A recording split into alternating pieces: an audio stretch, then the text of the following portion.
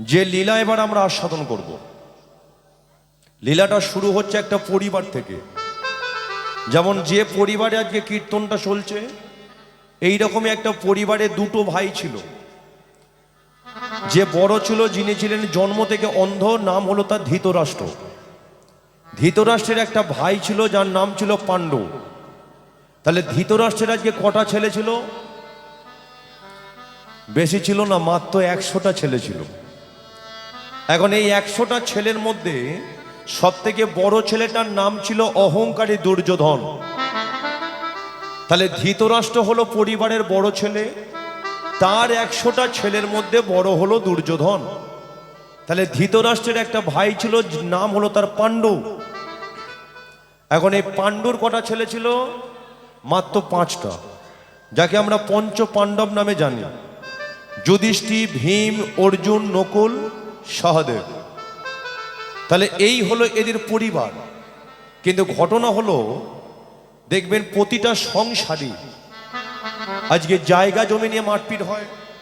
প্রতিটা সংসারে জায়গা জমি নিয়ে মারপিট হচ্ছে, খুনোখুনি হয়ে যাচ্ছে, মারপিট দাঙ্গা হয়ে যাচ্ছে। না না, এদিকে নয়, আমাদের ওই কলকাতার দিকে হয়। বাবা, মেদিনীপুরে তো হয়।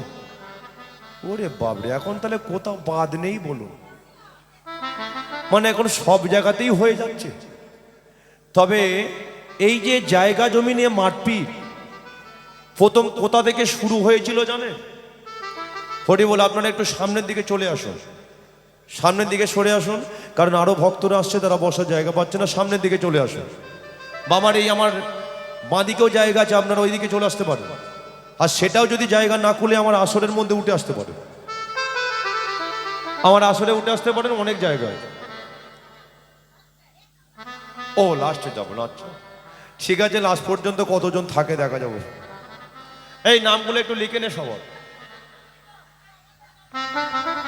যা, খুবই ভালো। তাহলে যেটা বলছে একটু মন দিয়ে শুনুন। এখন প্রতিটা সংসারে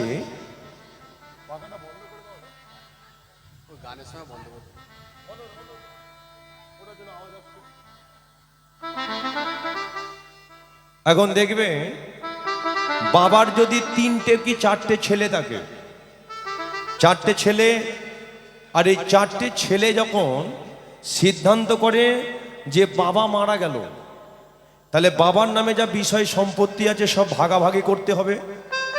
আমিনকে ডেকে আনা হলো।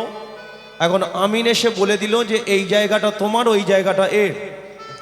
বড় দাদা যখন বলে ভাই এই জায়গাটা আমার, এখানে আমি বাড়ি বানাবো, ছোট ভাই বলে না দাদা এই জায়গাটা আমার, এখানে আমি বাড়ি বানাবো। যখন জায়গা জমি নিয়ে মারপিট দাঙ্গা হয়ে যায়, খুনোখুনি হয়ে যায়, তখন ভগবান শ্রী বিষ্ণু নারায়ণ লক্ষ্মীকে ডেকে বলে, দেখেছো লক্ষ্মী, ছেলেগুলোর অবস্থাটা একবার দেখেছো? কার জায়গায় কে বিল্ডিং খাটায়? আচ্ছা বলো তো লক্ষ্মী, এই দুটো ভাইকে যদি এখন আমি টেনে তুলে নিই, তাহলে জায়গাটা কাদের হবে? বলে নাকি বউয়েদের হবে। ও বউকে বড় ভালোবাসে, হরি বল। কিন্তু ঘটনা হলো যে এই যে ভাইয়ে ভাইয়ে জায়গা জমি নিয়ে মারপিট প্রথম কোথা থেকে শুরু হয়েছিল জানেন? একদিকে ছিল 100 জন, একদিকে ছিল 5 জন।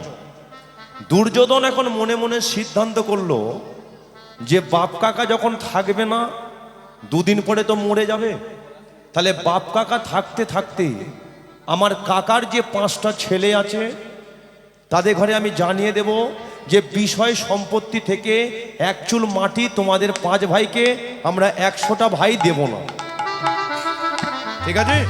আর যদি ওরা মেনে নেয় তো ভালো, যদি আমার কথা না মানতে পারে, আমরা 100টা ভাই মিলে ওদের 5 ভাইকে কেটে নদীর জলেতে ভাসি। দুর্যোধন একটা চিঠি লিখে পাঠিয়ে দিয়েছে কোথায়? পঞ্চ পাণ্ডবের কাছে।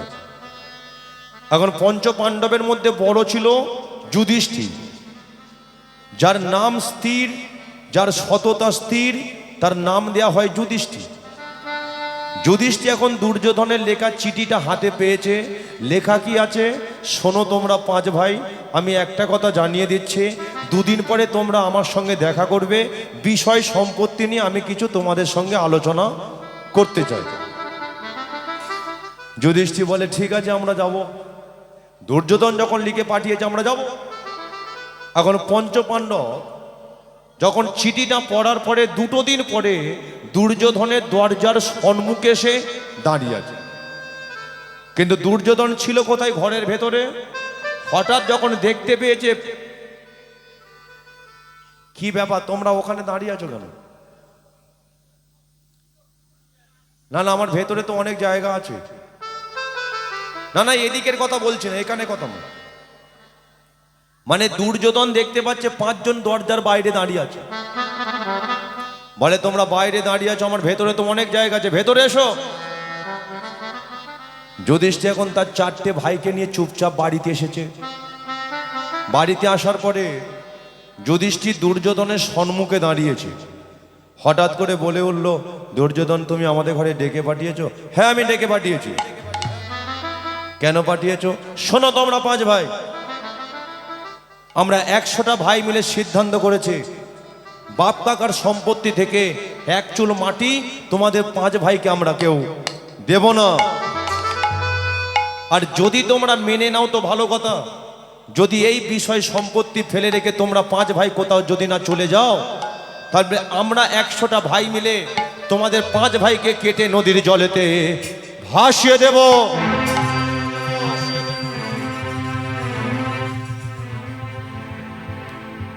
এই এই এই ওখান থেকে ওঠ।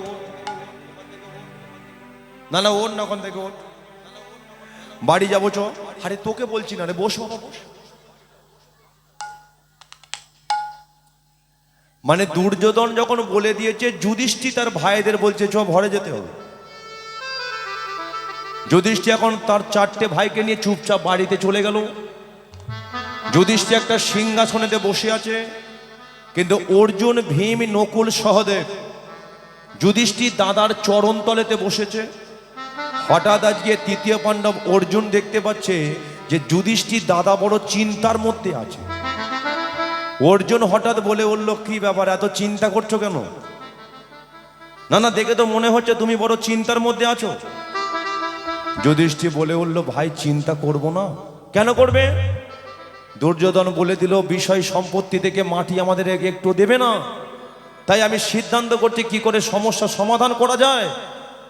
অর্জুন বলে উঠল, দাদা সমস্যা তো সেখানেই মিটে যেত। দুর্যোধন যখন বলে দিল যে আমাদের 5 ভাইকে কেটে জলেতে ভাসিয়ে দেবে, তাহলে তুমি একবার আদেশ করলে না কেন? যদি একবার আদেশ করতে, আমরা 5 ভাই মিলে ওদের 100টা ভাইকে কেটে নদীর জলেতে ভাসিয়ে দিতাম।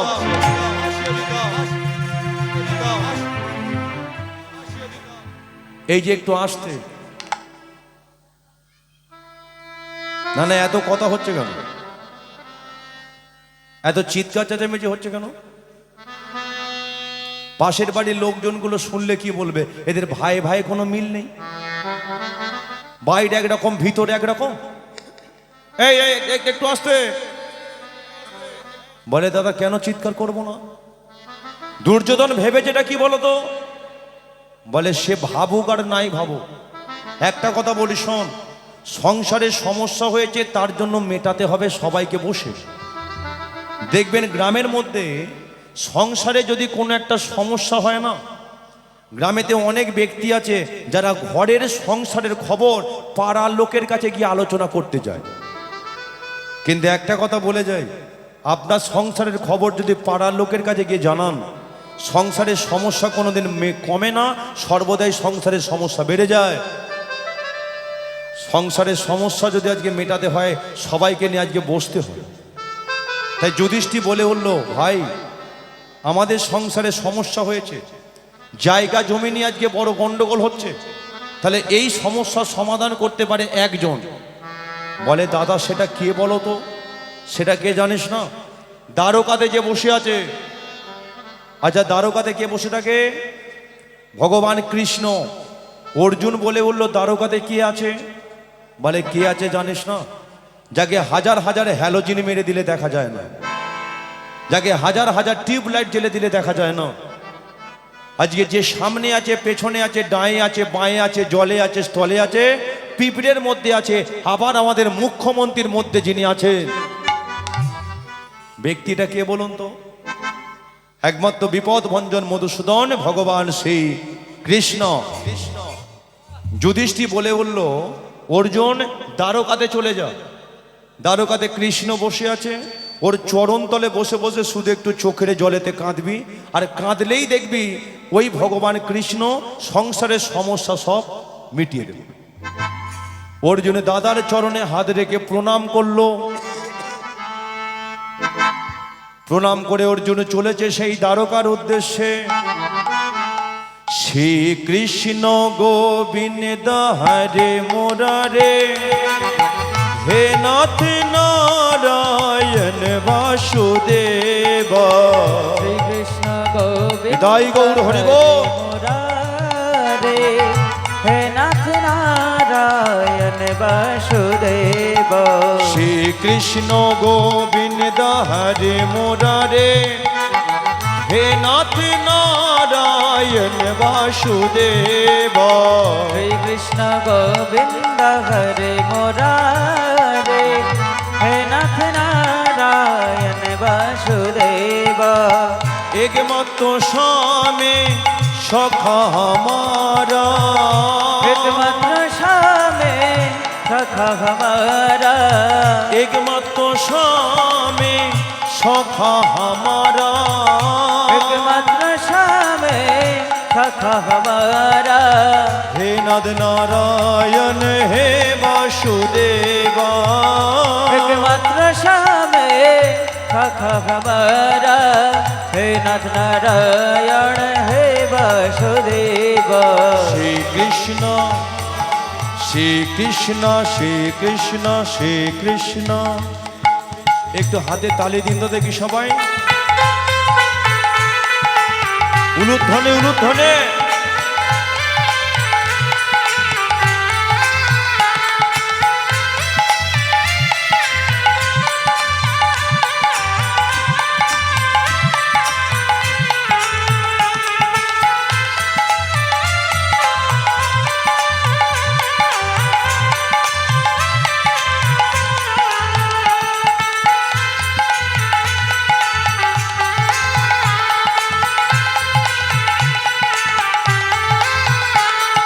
রাধে রাধে বল, কৃষ্ণ কৃষ্ণ বল, রাধে রাধে বল সবাই, একবার উলু দিয়ে বল। রাধে রাধে উলুধ্বনি। বল, রাধে রাধে বলো সবাই, কৃষ্ণ কৃষ্ণ বল। রাধে রাধে বল, রাধে বল, কৃষ্ণ কৃষ্ণ কৃষ্ণ বল, বল। রাধে রাধে বল সবাই, কৃষ্ণ কৃষ্ণ বল। রাধে রাধে বল, কৃষ্ণ কৃষ্ণ বল, রাধে রাধে বলো সবাই, কৃষ্ণ কৃষ্ণ বল। গঙ্গা ভি বল রাধে, যমুনা ভি বল রাধে, গঙ্গা ভি বল রাধে, যমুনা ভি বল রাধে, গঙ্গা ভি বল রাধে, যমুনা ভি বল রাধে, গঙ্গা ভি বল রাধে, যমুনা ভি বল রাধে। রাধা को नाम अनमोल बोले राधे राधे, রাধা का नाम अनमोल बोलो राधे राधे, राधा को नाम अनमोल बोले राधे राधे, राधा का नाम अनमोल बोलो राधे राधे, राधे राधे राधे राधे राधे राधे राधे श्याम, राधे राधे राधे राधे राधे राधे राधे श्याम, राधे राधे राधे राधे राधे राधे राधे श्याम, राधे राधे राधे राधे राधे राधे राधे श्याम, राधे राधे राधे राधे राधे राधे राधे श्याम। बोलिए एक बार चैतन्य महाप्रभु के, ভগবান শ্রীকৃষ্ণকে। অর্জুন দ্বারকাতে ঢুকেছে, দ্বারকাতে ঢুকে যখন ভগবানের নামে জয়ধ্বনি করেছে, ভগবান কৃষ্ণ দ্বারকার ভেতর থেকে বাইরে এসে দাঁড়িয়েছে। যখনই বাইরে এসে দাঁড়িয়েছে, অর্জুন এখন কৃষ্ণকে দেখা মাত্রই তার চরণে পড়ে গেছে।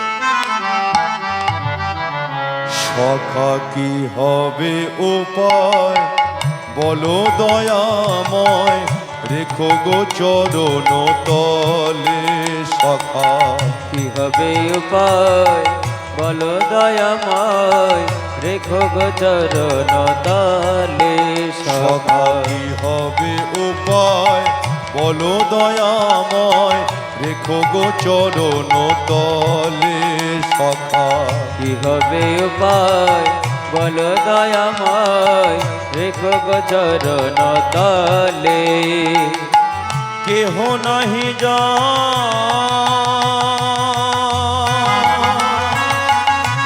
সখা রে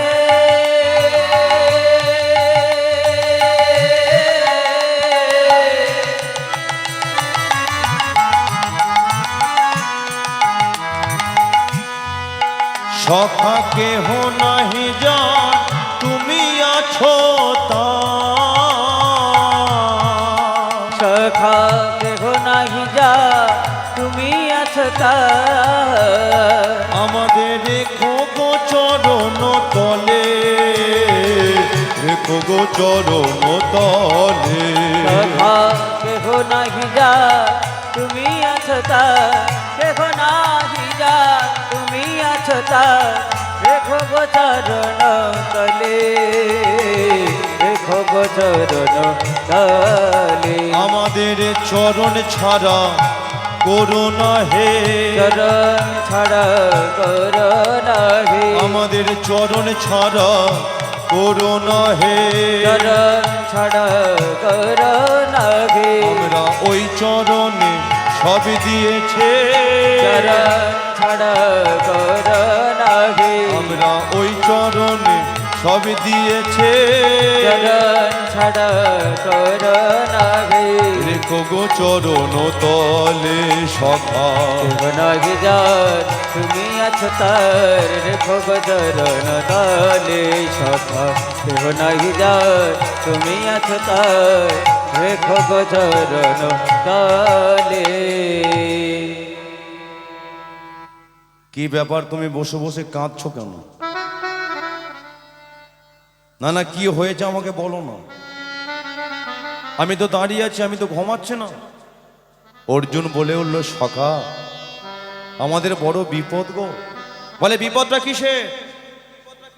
দুর্যোধন বলে দিয়েছে ওরা 100টা ভাই আমাদের 5 ভাইকে কেটে নদীর জলেতে ভাসিয়ে দেবে। তাই কোথায় যাব? তোমার চরণ দোকানা জড়িয়ে ধরেছে, একটা উপায় তুমি বলে দাও। ভগবান মনে মনে চিন্তা করছে যে অর্জুন যদি মরে যায় তাহলে আমার বোনটা বিধবা হবে। আচ্ছা ভগবানের বোনের নাম কি? শতাব্দী।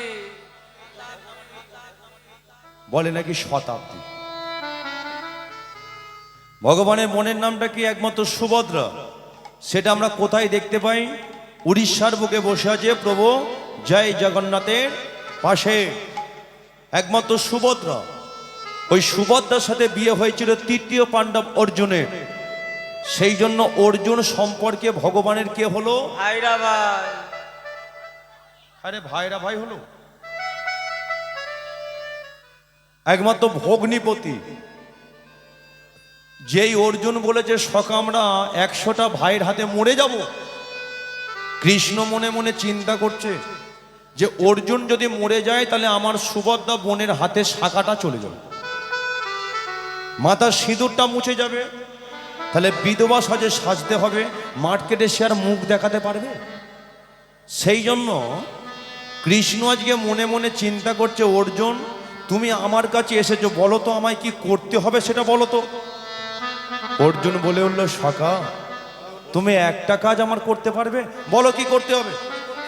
না আমাদের যখন ভাইয়ে ভাইয়ে জায়গা জমি নিয়ে মারপিট হবে তুমি আমাদের পক্ষে থাকবে, এটা আমায় কথা দাও। ভগবান বলে উঠল অর্জুন সম্পর্কে তুমি আমার ভগ্নিপতি হও, তাহলে আমি তোমার সঙ্গে থাকলে তোমাদের সাথে থাকলে আমার বোনটা বাঁচবে। তাহলে আমি কি করে মেনে নিতে পারি যে আমার বোনটা আমি বেঁচে থাকায় বিধবা হয়ে যাবে? তাহলে শোনো আমি কথা দিচ্ছি তোমাদের যখন ভাইয়ে ভাইয়ে জায়গা জমিনে মারপিট হবে আমি তোমাদের পক্ষে থাকবো। অর্জুন বলে উঠল, না না সখা, এইভাবে কথা দিলে হবে না। বলে তার মানে? বলে এইভাবে কথা দিলে হবে না, আমার মাথায় হাত রেখে তুমি 3 বার প্রতিজ্ঞা করো। অর্জুন নিজেকে বড় চালাক মনে করছে, যে ভগবান একবার মুখ থেকে বলে দিলে নদীতে জোয়ার ভাটা খেলে, যে ভগবান একবার মুখ থেকে বলে দিলে মরা গাছে ফুল ফোটে, যে ভগবান একবার মুখ থেকে বলে দিলে বাড়িতে এরা 21 গৌরাঙ্গ মহাপ্রভুকে ডেকে এনে হরিবাসরের পাশাপাশি ভক্ত সেবা দিতে পারে, তাহলে ভগবান পারলে সবই কিছু করতে পারে। কিন্তু অর্জুন বলে উঠল, তোমার মুখের কথা আমার বিশ্বাস হচ্ছে না। তবে চালাকি আজকে এত করছে অর্জুন, যে করে চালাকি তার পরে বুঝতে হবে পিছনের জ্বালাটা। চালাকির দ্বারায় কোনোদিন মহান ব্যক্তি হওয়া যায় না, চালাকির দ্বারায় কোনোদিন আজকে বড় দাদা হওয়া যায় না। এদিকে অর্জুন সে নিজেকে বড় চালাক মনে করছে, বলে না না সকার থেকে এইভাবে কথা নিলে হবে না। এই যে সকা, তুমি আমার মাথায় হাত রেখে 3 বার প্রতিজ্ঞা করো। আপনাদের ঘরে একটা কথা বলে যাই, দেখবেন প্রতিজ্ঞা অনেকে করে। একটু কোথাও ঝগড়া ঝামেলা হচ্ছে, রাগ হয়েছে, আপনি কি করছেন? ঠাকুর তলায় হাত রেখে প্রতিজ্ঞা করছেন, সন্তানের মাথায় হাত রেখে প্রতিজ্ঞা করছেন। কিন্তু একটা কথা বুঝে নিতে হবে, যে প্রতিজ্ঞার ফল কতটা ভয়ানক হয়ে আপনার জীবনেতে ফিরে আসতে পারে। আপনার হয়তো যতক্ষণ রাগ হয়েছে সেই মুহূর্তে আপনি ছোট বড় কথা বললেন, প্রতিজ্ঞা করে নিলেন, কিন্তু 2 দিন পরে আপনার হয়তো সমস্যাগুলো মিটে যাবে। কিন্তু আপনি যে প্রতিজ্ঞাটা করলেন, প্রতিজ্ঞাটা যে করেছিলেন, সেই কথাগুলো কি ফিরিয়ে নিতে পারবেন? বাক্যবান এমন একটা বান, মুখের কথা একবার বেরিয়ে গেলে সে কথা যেমন ফেরানো যায় না, চোখ থেকে ঝরা জল একবার মাটিতে পড়ে গেলে সে জল কোনোদিন তোমার চোখেতে আর ফেরে না। তাই অর্জুন বলে উঠছে যে সকা, তুমি এইভাবে আমাকে কথা দিলেও হবে না। বলে কি করে কথা দিতে হবে? বলে তুমি আমার মাথায় হাত রেখে 3 বার প্রতিজ্ঞা করো। ভগবান বলে উঠলো, ঠিক আছে প্রতিজ্ঞা করব। এখন কৃষ্ণ কি করেছে? নিজেরই মাথায় হাত রেখে বলে উঠলো, শোনো, আমি কথা দিচ্ছি, তোমাদের যখন ভাইয়ে ভাইয়ে জায়গা জমিনে মারপিট হবে, আমি তোমাদের পক্ষ হয়েই থাকবো থাকবো।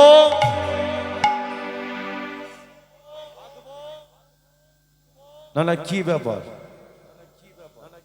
একটু দেরি করে আসতে পারলে না? একটু দেরি করে এলে তো এদিকে কথাটা আমার দেওয়া হয়ে যেত। না না ওদিকে নয়, ঘাড় ঘোরাতে হবে না। মানে কৃষ্ণ 2 বার কথা দিয়ে এখন অন্যদিকে তাকিয়ে আছে। অর্জুন মনে মনে চিন্তা করছে, কি ব্যাপার হলো, সকা কি আমাকে বোকা পেয়ে গেছে? কথা দিতে গেলে কখনো 3 বার দিতে হয়, কিন্তু 2 বার দিয়ে থেমে গেলে কেন? অর্জুন বলে, সকা এটা কি হলো? বলে কি আবার হবে, তোমাকে 3 বারই বলতে চেয়েছিলাম, কিন্তু কোথা থেকে যে ওই ব্যক্তিটা চলে আসবে আমি বুঝতে পারিনি। অর্জুন বলে, কে এসেছে? কৃষ্ণ বলে, অর্জুন একবার মুখটা ঘুরিয়ে দেখো। যেই অর্জুন মুখটা ঘুরিয়েছে, দেখেই এখন চিনতে পেরে গেছে সকা ও যে দুর্যোধন গো।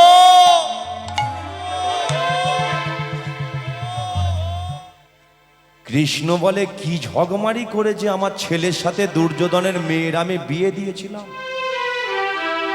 সম্পর্কে তো দুর্যোধন আমার বেই হয়ে গেছে। আচ্ছা দুর্যোধন বেই কেন কৃষ্ণের জানেন? ভগবানের একটা ছেলে ছিল যার নাম ছিল শাম্ব, দুর্যোধনের একটা মেয়ে ছিল যার নাম ছিল লক্ষণা। লক্ষণার সঙ্গে শাম্বর বিয়ে হয়েছিল, সেই জন্য সম্পর্কে দুর্যোধন ভগবানের কে হলো? অগ্নিপথ। বলে নাকি ভগ্নিপদ হলো। একমাত্র বে, যেই অর্জুন আর কৃষ্ণ কথা বলছে, হঠাৎ ওই দুর্যোধন কৃষ্ণের সম্মুখে দাঁড়িয়ে বলে উঠল, বলো বেই কেমন আছো? কৃষ্ণ বলে, ভালোই আছে। শোনো কৃষ্ণ, নাম আমার দুর্যোধন, একটা কথা তোমাকে জানিয়ে দিচ্ছি, আমাদের যখন ভাইয়ে ভাইয়ে জায়গা জমি নিয়ে মারপিট হবে, তুমি যেন মাঝখান থেকে তোমার লম্বা নাকটাকে গলিয়ে দিও না। কৃষ্ণ বলে, নাক থাকলে তো মাঝে মাঝে গলাতে ইচ্ছা করবে।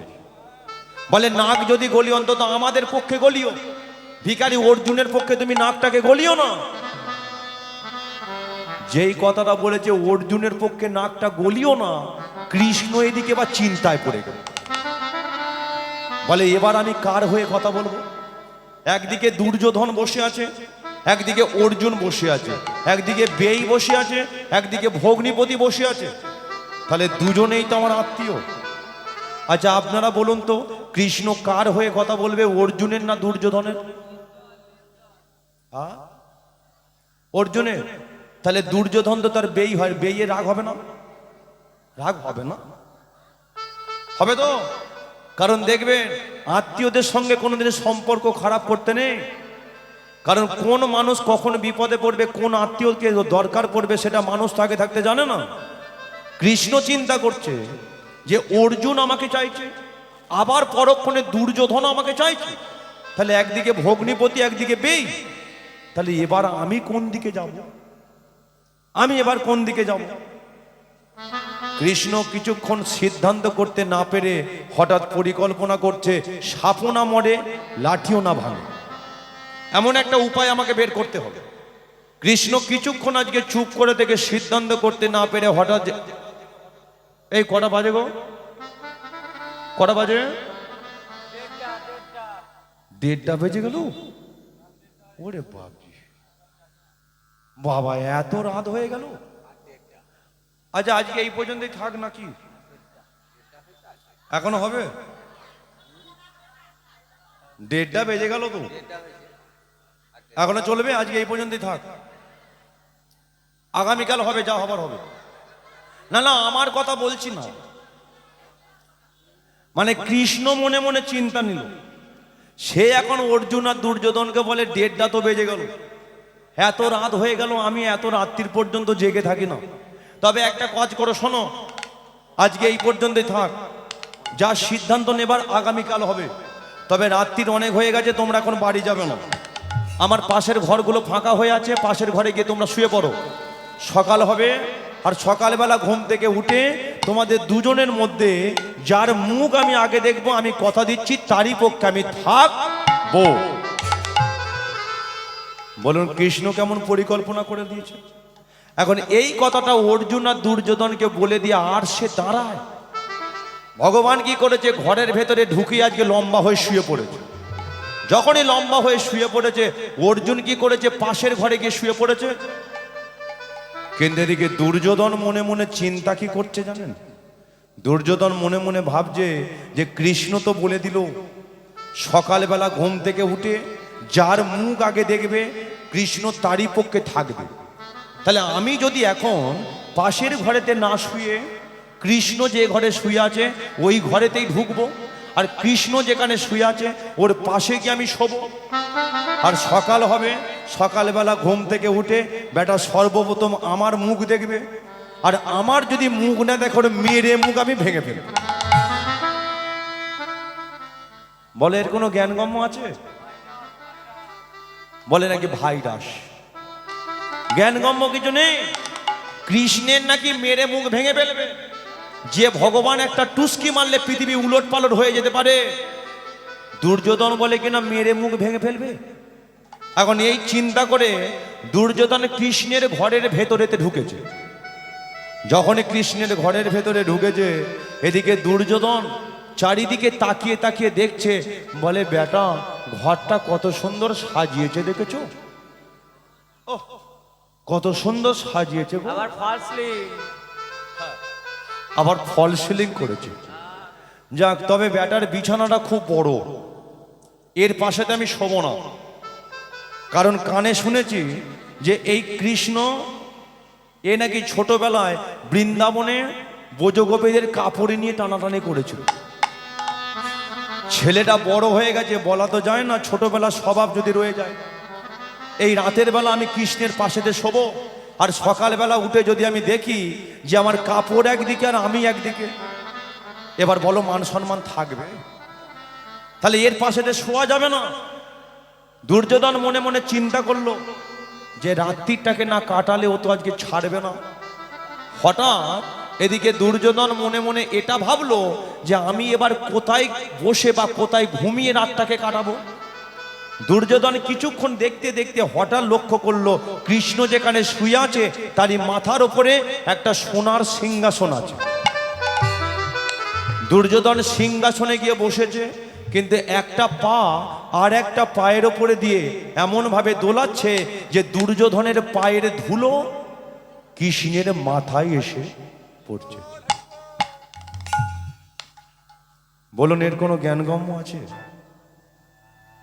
এর কোনো জ্ঞানগম্য আছে?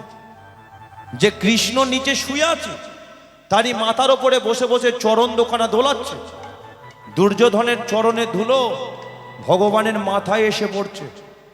ভগবান তো আজকে ঘুমায়নি। কৃষ্ণ মনে মনে চিন্তা করলো, দুর্যোধন সকালটা একবার হতে দাও, মজা তোমার আমি দেখাবো।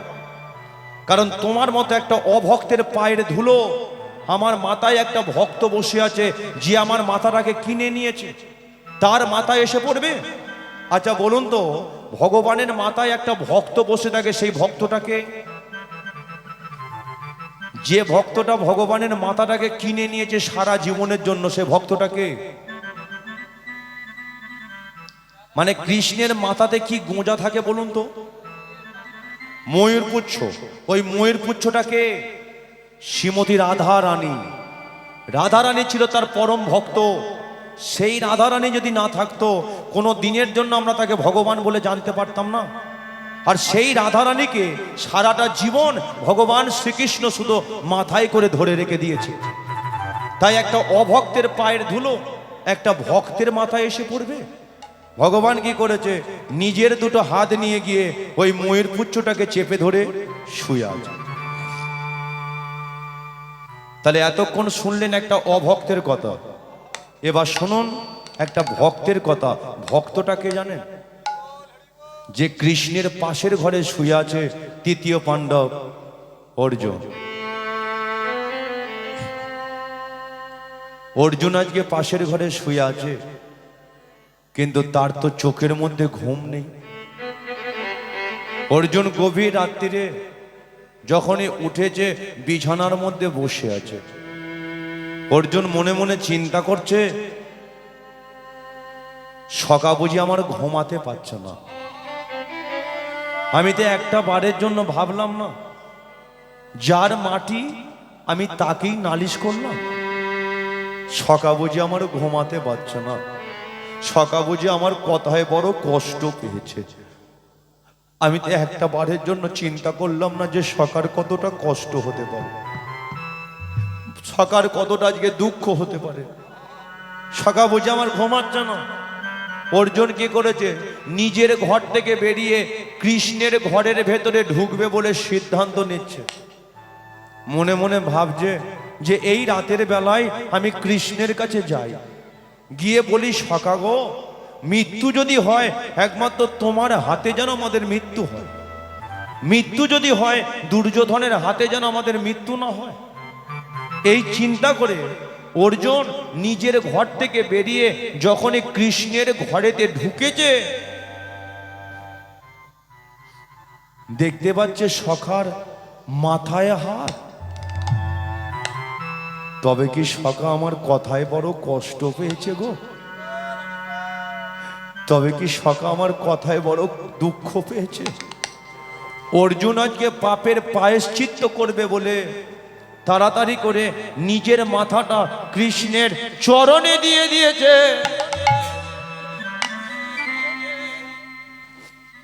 যেই কৃষ্ণের চরণে মাথাটা দিয়েছে, সঙ্গে সঙ্গে অর্জুনের চোখ থেকে দুফোঁটা জল ঝরে গেছে। আর ওই অর্জুনের চোখের জল দিয়ে কৃষ্ণের চরণে দুখানা ধোয়ায়ে দিচ্ছে। সখা হে,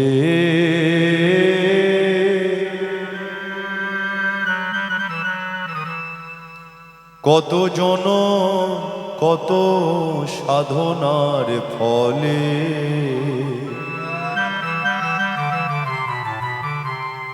আমি তোমার চরণে ধরেছি সখা হে।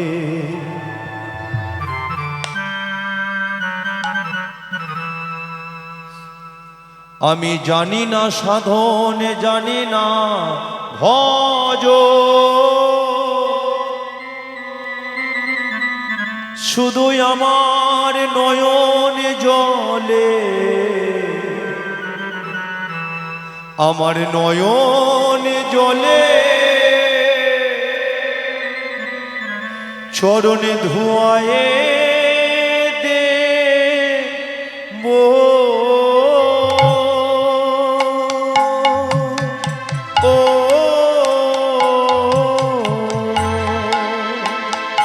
সখা হে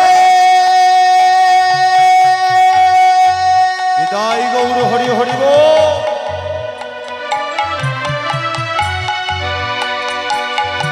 সখা হে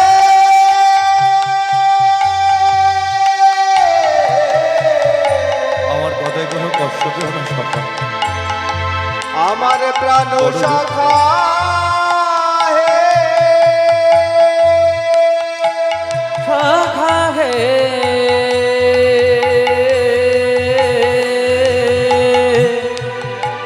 সখা হে সখা হে গো সখা হে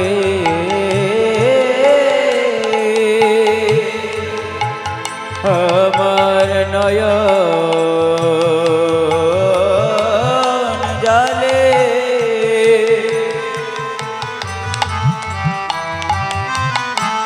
চরণ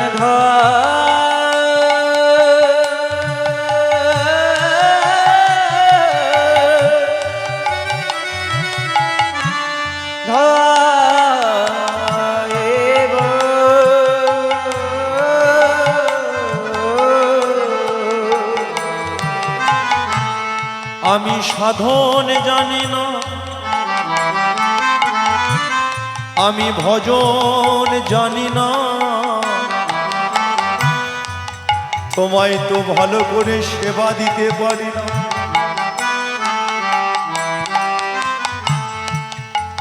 যদি কোনোদিন আমি সুন্দরে দেহটা ছাড়ি, মৃত্যুর শেষ প্রান্তে দাঁড়িয়ে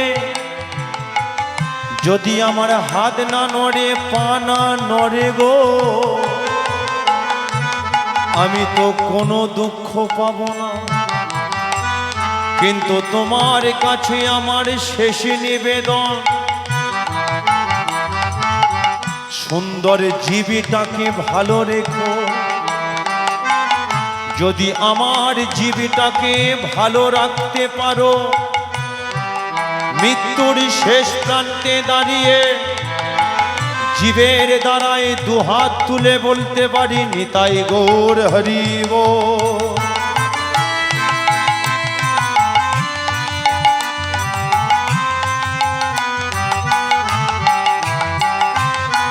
তাই প্রেমানন্দে একবার বদন ভরে হরি হরে হরি বলে সাধের মানব জনম চলে যাবে, এমন জন্মার হবে না রে, সাধের মানব জনম আসবে না রে। খানাম বলে না রে, তোমরা অহংকারে মেতো না গো। হরি হরি হরি বল রে, একবার প্রেমানন্দে বাহু তুলে হরি দয়া কর বলে, আরে হরি হরি হরি বলে দুটি বাহু প্রসাদ হরি হরি বল। হরে হরে বলে দুটি বাহু প্রসারিয়ে আমার নয়ন জলে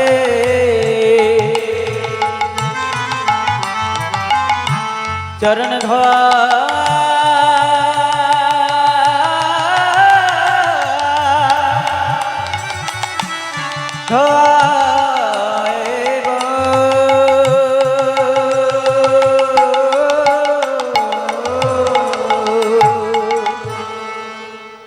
ভক্ত যদি দুফোঁটা চোখের জলেতে কাঁদে, ভগবান আর থাকতে পারে না। ভগবান দূর থেকে লক্ষ্য করে যে ভক্তটা আমার কাছে আসছে সে কত সুন্দর শাড়ি পরে আসছে, আমি ওটা দেখি না। যে ভক্তটা আমার কাছে আসছে কত সুন্দর সে চুলের বেনি বেঁধেছে আমি ওটা দেখি না। যে ভক্তটা আমার কাছে আসছে কত আমার জন্য রাজভোগ রাজমিষ্টি নিয়ে আসছে আমি ওটা দেখি না। আমি একটা জিনিসই লক্ষ্য করি, যে ভক্তটা আমার কাছে আসছে তার অন্তরে কি এতটুকু ভক্তি আছে গো? কারণ ভক্তি বিনা ভগবানকে পাওয়া যায় না, নয়নের জল ছাড়া ভগবানকে পাওয়া যায় না। যে হাতির দাঁত নাই সেই হাতির কোনো দাম নয়, যে পাখির পাখা নাই সেই পাখির কোনো দাম নাই। আর এই কলিযুগে যে ভক্তের অন্তরে এতটুকু ভক্তি নয়, এই কলিযুগে সেই ভক্তের কোনো দাম নয়। ভক্তি যার ভগবান তার, ভক্তি নেই যার ভগবানও নেই তার। তুলসী কাঠের মালা পরেও ভগবানকে পাওয়া যায়, আবার না পরেও ভগবানকে পাওয়া যায়। তিলক সেবা করে ভগবানকে পাওয়া যায়, তিলক সেবা না করেও ভগবানকে পাওয়া যায়। ধুতি পাঞ্জাবি পরে ভগবানকে পাওয়া যায়, প্যান্ট শার্ট বুট পরেও ভগবানকে পাওয়া যায়, যদি সেই ভক্তের অন্তরে এতটুকু ভক্তি, বিশ্বাস আর নয়নের দুপোটা জলটা থাকে। অর্জুন আজকে এত চোখের জলেতে কাঁদছে, ভগবান আজকে থাকতে পারছে না। ভগবান বালিশে মাথাটা দিয়ে চোখের জলেতে কেঁদে কেঁদে চিন্তা করছে, অর্জুন তুমি এত চোখের জলেতে কাঁদছো, আজকে তুমি সারা রাত ধরে ঘুমাবে না, আমাকেও তুমি ঘুমাতে দেবে না। তুমি এত চোখের জলে কাঁদছো, তুমি কি ভুলে গেলে যে ভক্ত যদি দুফোঁটা চোখের জলেতে কাঁদে আমি যে থাকতে পারি না গো? অর্জুন আজকে চোখের জলে কাঁদছে, ভগবান চোখ বন্ধ করে করে শুয়ে শুয়ে চোখের জলেতে শুধু কেঁদে যাচ্ছে। মনে মনে চিন্তা করছে রাতটা কেটে সকাল হতে এখনো তো অনেক বাকি। কিন্তু অর্জুন যদি এইভাবে কাঁদে, আজকে অর্জুনের চোখের জলকে আমি মোছাবো কি করে?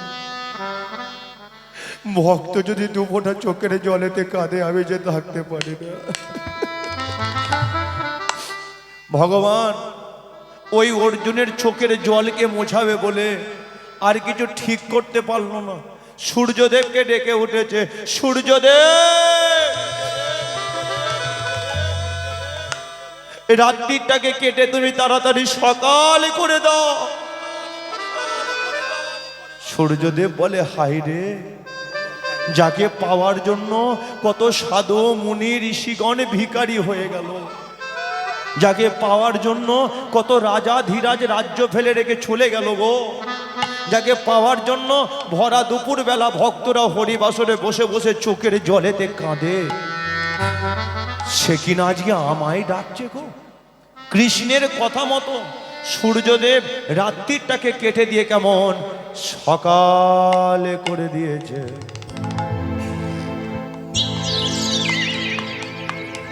যেই সকালটা হয়েছে অর্জুন তো বুঝতে পারেনি, চোখের জলেতে কেঁদেই যাচ্ছে। কিন্তু কৃষ্ণ এদিকে থাকতে না পেরে সকাল যখন হয়ে গেছে ডেকে উঠেছে, অর্জুন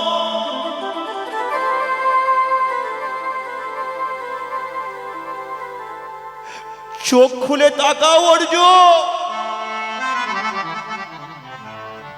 অর্জুন দেখলো কি আমায় ডাকছে, সখা আমায় ডাকছে। তবে কি সকালও হয়ে গেল, সখা আমার নাম ধরে ডাকছে। এবারে ভক্তের দুটি নয়ন আর ওই ভগবানের দুটি নয়ন, চারি নয়ন এক হয়ে গেল, এক হয়ে গেল। আরে ভক্তগণ সবাই মিলে একবার হরি হরি বলো, হরি হরি বলো। অর্জুন সখাকে জড়িয়ে ধরে বলে উঠল, সখা তোমায় যখন আমি পেলাম আর তো তোমায় ছাড়বো না গো, আর তো তোমায় ছাড়বো না গো, আর তো তোমায় ছাড়বো না গো, আর তো তোমায় ছাড়বো না গো। এবার নিজের করে ধরে রাখিব, আর তো তোমায় ছাড়ব না গো, আমার নিজের করে ধরে রাখিব, আর তো তোমায় ছাড়ব না গো, আর তো তোমায় ছাড়ব না গো, আর তো তোমায় ছাড়ব না গো। অর্জুন আজকে ভগবানকে লাভ করলো কিসের দ্বারায়? অর্জুন কিন্তু যুদ্ধ করলো না, অর্জুন আজকে অহংকার করলো না, করলোটা কি? একমাত্র ভক্তি বিশ্বাস নয়নের জলের দ্বারা। ভক্তি দিয়ে তুমি আজকে ভগবানকে রাখো, নয়নের জল দিয়ে তুমি ভগবানকে রাখো, ভগবান তোমার কাছে আসবে। কিন্তু অনেকে বলে যে ভগবান আছে কি, আমার তো মনে হয় বিশ্বাস হয় না ভগবান নেই। আমাকে অনেকে ফোন করে বলে যে বাবা উদয়, ভগবানকে কি করে দেখা যাবে বলো তো? প্রতিটা দিন ভগবানকে একটু দেখবো বলে রাত দিন আজকে কাঁসর ঝাঁজ বাজিয়ে বাজিয়ে তার কান কর্ণ মনে ব্যথা হয়ে, কোনোদিন ভগবানকে একটু দেখতে পেলাম না। বলো না ভাই উদয়, আজকে ভগবানকে কি করে দেখবো? তুমি কোনোদিন ভগবানকে দেখেছো?